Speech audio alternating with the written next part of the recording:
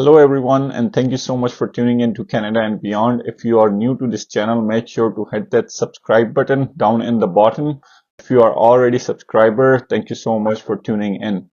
So with that being said, let's jump into today's video. I have been trying to make this video for a very long time, and this video is going to be about the comparison between the East Coast, Nova Scotia, and Ontario province where we are living right now. Being an immigrant to this country, we have lived in both provinces, so we have enjoyed the hospitality of Maritimes, the Atlantic Canada as well, and we have also lived here in Ontario where we are currently residing right now. So there are many differences when it comes to Atlantic Canada and the Ontario province, but there are 5 major important differences that we have compiled together for this video. So we are going to be discussing that.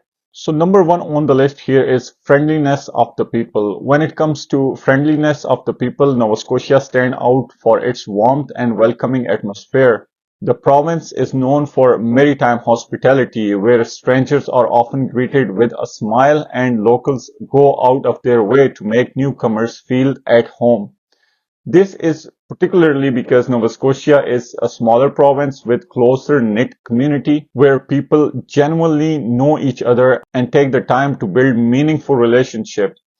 If you are someone who appreciates the personal touch in interactions, Nova Scotia offers that in abundance. In contrast, when we talk about Ontario, being Canada's most populous province, has a more fast-paced and urbanized environment, especially in cities like Toronto. While people in Ontario are generally friendly, the sheer size and diversity of the population makes it harder to build that same sense of community. So, if you are seeking warmth and a sense of belonging, Nova Scotia might feel more familiar and inviting. Number 2 on the list here is crime rate. Crime rates are a significant factor when considering a place to live. According to recent reports, you may think crime rate in Ontario must be higher, but that's not true. In Ontario, the crime rate is much lower when compared to national average. But that is because Ontario is a bigger province and there are many small towns in Ontario. Better comparison would be between Halifax and Toronto since these are 2 big cities in both provinces. So here Halifax will take an edge as Halifax has a lower crime rate. In larger cities like Toronto, it deals with a wide range of urban crimes, including property crimes and violent offenses. On the other hand, Nova Scotia, despite some challenges, generally has lower crime rate in both rural and urban areas. This makes Nova Scotia an appealing option for those seeking a quieter, safer environment to raise a family or settle down. However, it's important to note that crime rates can vary significantly within different regions. So safety can still be more community specific rather than province wide. Number 3 on the list is affordability. Nova Scotia is typically considered more affordable when it comes to general living cost, including grocery, utilities, and everyday expenses. However, there is a twist. The housing market has been on the rise in the recent years, and affordability is becoming more of a challenge as more people from Ontario, especially from high-demand areas like Toronto, sell their properties at inflated prices. They are moving to Nova Scotia with cash in hand. This has led to skyrocketing property values, making it harder for local residents to afford homes. For instance, in 2020, the average home price in Nova Scotia surged by over 15%, with some areas seeing price rise even more significantly. The influx of Ontarians has undeniably created a housing bubble. While buying in Nova Scotia is still relatively cheaper compared to Ontario, locals are finding themselves priced out of the market. This dynamic has led to a paradox where Nova Scotia is both more affordable and at the same time facing housing affordability issues due to external demand. Now, number 4 on the list, which is very important for newcomers or immigrants, is taxes. Taxes are another critical factor in comparing Nova Scotia and Ontario. Nova Scotia's tax system is more progressive than Ontario's, meaning those with higher incomes pay a large share. For example, Nova Scotia's provincial income tax rate in 2024 are 8.79% on the first 29 14.9% on the next $29,000, and 16% on the next $33,000. For incomes above $150,000, tax rate jumps to 21%.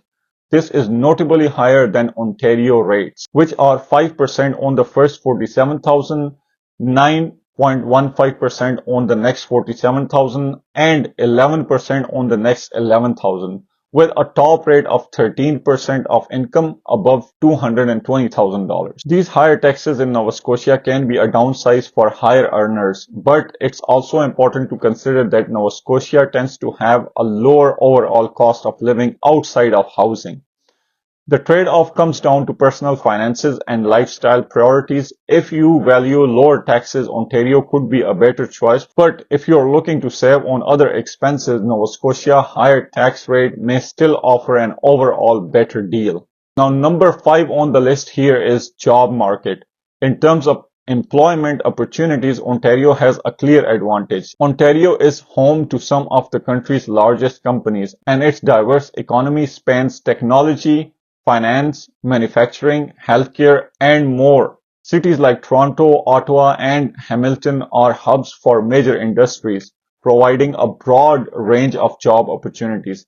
In contrast, Nova Scotia's job market is more limited due to smaller size of its economy.